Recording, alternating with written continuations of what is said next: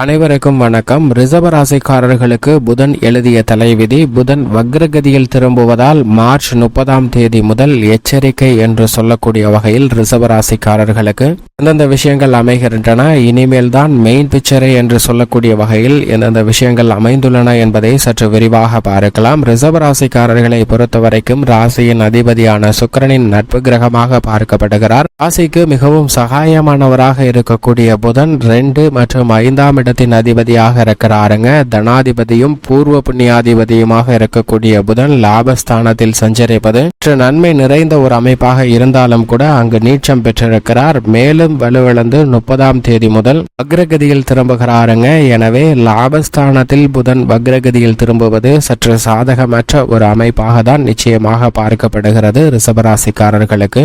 பொதுவாக புதனை பொறுத்த வரைக்கும் நவ கிரகங்களிலே நட்பை கொண்டாடக்கூடியவராக பார்க்கப்படுகிறாருங்க. நவ கிரகங்களிலே அதீதமான நட்பை செலுத்தக்கூடிய கிரகமாக இருப்பவர் நிச்சயமாக புதன் மட்டும்தான். அது மட்டுமல்லாது அறிவு மற்றும் வித்தைக்கு அதிபதியாக இருக்கிறார். சூரியனுக்கு மிக அருகாமையில் உள்ள கிரகமாகவும் ஒளி பொருந்திய கிரகமாகவும் பார்க்கப்படுகிறாருங்க. அப்படிப்பட்ட புதன் எழுதிய தலைவிதி எப்படி அமைகிறது என்று பார்க்கும்போது அவர் மிக வலுவாக அமர்ந்திருந்தால் பல்வேறு விதமான பணிகளை, சவால் நிறைந்த காரியங்களை கூட சாதாரணமாக செய்து முடிக்க முடியும். ஆனால் தற்போது அவரது நீச்ச ராசியான மீன ராசியில் வலுவிழந்து நீச்சம் பெற்றிருக்கக்கூடிய வேளையில் 30/3/2024 முதல் மேலும் வலுவிழந்து புதன் வக்ரகதியில் திரும்புகிறாருங்க. காரணமாக மார்ச் 30ஆம் தேதி முதல் எச்சரிக்கை மிகவும் அவசியம் என்று பல்வேறு விதமான பணிகளை உறுதிப்படுத்துகிறார். இனிமேல் தான் மெயின் பிக்சரே என்று சொல்லக்கூடிய வகையில் சில மாறுதல்களை சந்திப்பதற்கான வாய்ப்பு புதன் வக்ர பயிற்சியின் காரணமாக ஏற்படுகிறது. ஏனென்றால் புதன் ஒருவருடைய ஜாதக அமைப்பில் மிகவும் வலுவாக இருந்தார் என்றால் நிச்சயமாக மிக பெரிய அளவில் சவால் நிறைந்த பணிகளை கூட, சிக்கல் நிறைந்த காரியங்களை கூட சாதாரணமாக அவற்றை கடந்து அவற்றில் வெற்றி பெற்று தங்களுக்கு சாதகமாக மாற்றிக்கொள்ளக்கூடிய யோகம் உண்டு. ஆனால் புதன் கெட்டால் புத்தி கட்டுவிடும் என்பார்கள். நோய்வாய்ப்படுவதற்கான வாய்ப்பும், மிகவும் எளிதாக முடிக்க வேண்டிய காரியங்களை கூட இடியாப்ப சிக்கல்கள் போல் சிரமங்களை உருவாக்கி கொள்வதற்கான ஒரு சூழ்நிலையும் உருவாகும் என்பதை தெளிவாக உறுதிப்படுத்துகிறார். அப்படிப்பட்ட புதன் 30ஆம் தேதியிலிருந்து வக்ரகதியில் திரும்பி இருப்பதால் அனைத்து விதமான பணிகளிலும் மிகுந்த எச்சரிக்கையுடன் செயல்பட வேண்டும். ஏனென்றால் உணர்ச்சி வசப்படுதல், முன்கோபம், தேவையில்லாத வீண் வாக்குவாதம், பகை உணர்ச்சி, வெறுப்பு போன்றவை மேலோங்குவதற்கான வாய்ப்பு நிச்சயமாக உருவாகிறது என்பதை புதன் வக்ரகதியில் திரும்புவதால் உறுதிப்படுத்துகிறாருங்க. எதை செய்தாலும் அதை அறிவுபூர்வமாக சிந்தித்து செயல்பட முடியாமல் உணர்ச்சி பூர்வமாக முடிவெடுப்பதால் சில சிக்கல்களை மாற்றிக்கொள்வதற்கான ஒரு சூழ்நிலையும் உருவாகிறது என்பதை வக்ரகதியில் திரும்பக்கூடிய புதன் உறுதிப்படுத்துகிறார். எனவேதான் மார்ச் 30ஆம் தேதியிலிருந்து அதிக எச்சரிக்கையும், இனிமேல் தான் மெயின் பிக்சர் என்று சொல்லக்கூடிய வகையில் சில குழப்பங்களையும் சந்திப்பதற்கான ஒரு சூழ்நிலை உண்டு என்பதை தெல்ல தெளிவாக உறுதிப்படுத்துகிறார். புதனை பொறுத்தவரைக்கும் தனது நட்பு கிரகமாக சூரியன் மற்றும் சுக்கிரனை பார்க்கிறாருங்க. சூரியனை அதிநட்பு கிரகமாக பார்க்கிறார். ஆனால் சூரியனின் பார்வையில் புதன் சமகிரகமாக தான் பார்க்கப்படுகிறார். சுக்கிரனின் பார்வையில் நட்பு கிரகமாக இருக்கிறார். புதனின் பார்வையில் பல கிரக நிலைகள் சமகிரகமாக பார்க்கப்படுகின்றன. ஏனென்றால் 5 கிரகங்களை சமகிரகமாக பார்க்கப்படுகிறாருங்க. செவ்வாய், குரு, சனி, ராகு, கேது போன்ற கிரக நிலைகளை சமகிரகமாக தன்னுடைய பார்வையால் புதன் பார்க்கிறார். ஆனால் செவ்வாய் தனது பார்வையில் புதனை பகை கிரகமாகவும், குரு தனது பார்வையில் புதனை பகை கிரகமாகவும் பார்க்கிறார். ஆனால் சனி தனது பார்வையில் புதனை நட்பு கிரகமாக பார்க்கிறார். ராகு கேதுவிற்கு சமகிரகமாக பார்க்கப்படுகிறது. புதனின் பார்வையில் சந்திரன் பகை கிரகமாக இருக்கிறார். பகை கிரகமாக இருந்தாலும் கூட சந்திரனின் பார்வையில் புதன் நட்பு கிரகமாக இருக்கிறார். இப்படி முரண்பாடான ஒரு தொடர்பை கொண்டிருப்பதால் தான் நட்பை கொண்டாடக்கூடிய ஒரு சிறந்த கிரகமாக நவ கிரகங்களிலே புதன் பார்க்கப்படுகிறாருங்க. இப்படிப்பட்டவர் வலுவிழந்திருப்பது சாதகமற்ற ஒரு அமைப்பு என்றாலும் மேலும் வலுவிழந்து வக்ரகதியில் திரும்புவதால் பல்வேறு விதமான தடைகளை சந்திப்பதற்கான ஒரு சூழ்நிலை உண்டு என்பதை தெளிவாக உறுதிப்படுத்துகிறார். ஏனென்றால் அவர் வலுவாக இருக்கும் போது மிக பெரிய அளவில் கல்வி, போதிக்கும் ஆற்றல், வளர்ச்சி, இயல், இசை, நாடகம், கணிதம், அறிவியல், ஜோதிடம், மீடியா, செய்தித்தாள், பேச்சுத்திறன், பயந்த சுபாவம், நகைச்சுவை உணர்வு போன்ற அனைத்தையும் அனைத்தையும் அள்ளி கொடுப்பார். ஆனால் தற்போது சாதகமற்றிருப்பதால் இதுபோன்ற திறமைகள் வெளிப்படுவதில் சில தடைகளை சந்திப்பதற்கான ஒரு சூழ்நிலை உண்டு என்பதை தெளிவாக எடுத்து காட்டுகிறாருங்க புதன். எனவேதான்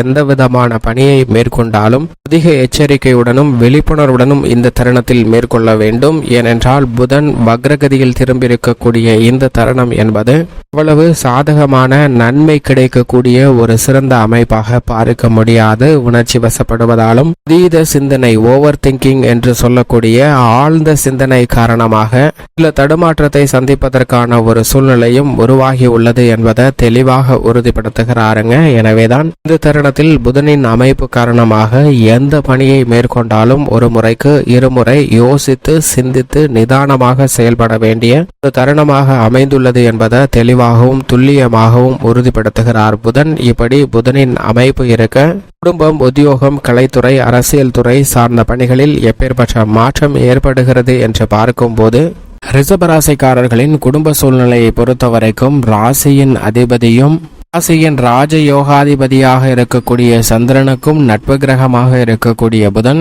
நிச்சயமாக வலுவிழந்து வக்ரகதியில் திரும்புவது சாதகமற்ற ஒரு அமைப்பாக தான் பார்க்கப்படுகிறது. லாபஸ்தானத்தில் வலுவிழப்பதால் பொருளாதார ரீதியான சிக்கல்களை சந்திப்பதற்கான ஒரு சூழ்நிலை உண்டு. சுப நிகழ்வுகளை திட்டமிட்டு நடத்துவதற்கான வாய்ப்பு நிறைந்து கிடைத்தாலும் கூட கடன் சார்ந்த பொருளாதார ரீதியான சில சிக்கல்களை சந்திப்பதற்கான சூழ்நிலை உண்டு. அது மட்டுமல்லாது வலுவிழந்த நிலையில் பூர்வ புண்ணிய ஸ்தானமாகிய 5ஆம் இடத்தை சப்தம பார்வையால் பார்ப்பதால் தேவையில்லாத குழப்பங்களும் பூர்வீக சொத்துக்கள் ரீதியான பிரச்சனைகளும் முடிந்தது என்று நினைத்த சில விஷயங்களும் கூட தலை தூக்குவதற்கான வாய்ப்பும் சூழ்நிலையும் இந்த தருணத்தில் உண்டு என்பதை மிக தெளிவாகவும் துல்லியமாகவும் உறுதிப்படுத்துகிறாருங்க புதன். எனவே எந்த ஒரு செயலை செய்தாலும் பொறுமையாக செய்ய வேண்டிய ஒரு தருணமாக பார்க்கப்படுகிறது. எடுத்தோம் கவர்த்தோம் என்று எந்த பணியிலும் ஈடுபட வேண்டாம். உத்தியோக ரீதியாக மிக முக்கியமாக அதீத கவனம் தேவை. ஏனென்றால் நீங்கள் செய்யக்கூடிய சிறு தவற கூட மிகைப்படுத்தி காட்டப்படுவதற்கான வாய்ப்பும் சூழ்நிலையும் உண்டு.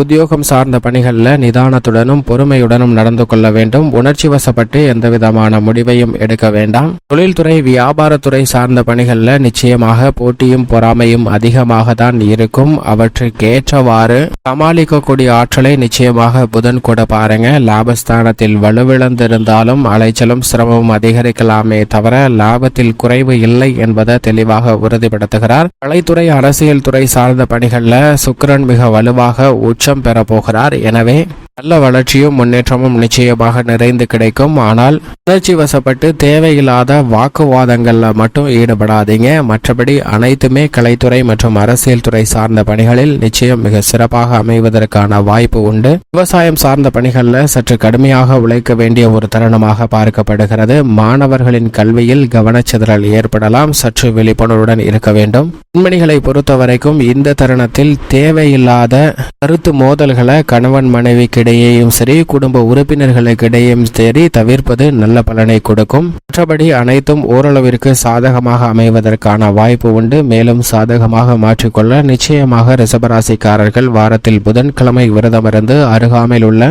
லட்சுமி நரசிம்மர் ஆலயம் சென்று தீபம் ஏற்றி வழிபாடு செய்யுங்கள். நல்ல பலனும் முன்னேற்றமும் தங்களுடைய வாழ்வில் நிறைந்து கிடைக்கும்.